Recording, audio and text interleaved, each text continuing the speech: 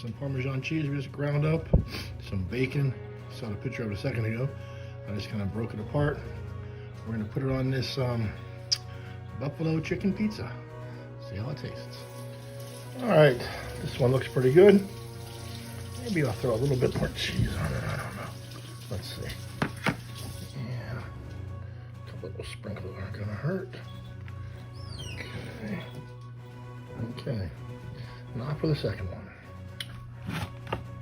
All right, this second small pizza is gonna be made with some homemade peppers that I call Ragnar's.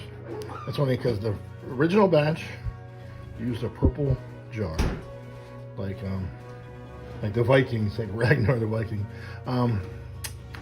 These are a unique pepper. They I dry about a third of them.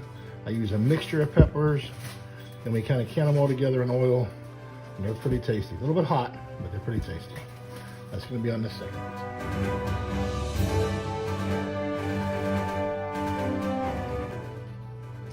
I love oregano. I'm going to sprinkle it with some oregano. And a little bit of black pepper, and then cheese.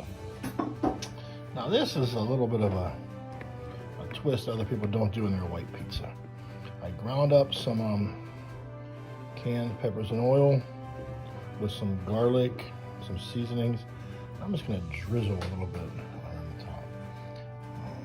Sometimes I used to put this on first, like a sauce, but sometimes it got so messy. I just wanna kind of cover the spots where we didn't have any pepper oil on there. Okay.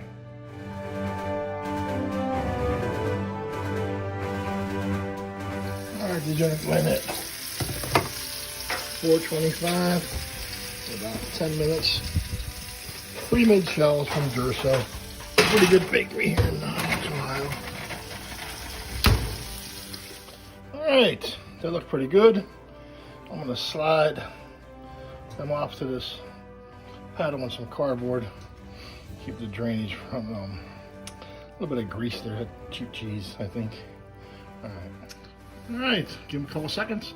I'm gonna slice them up.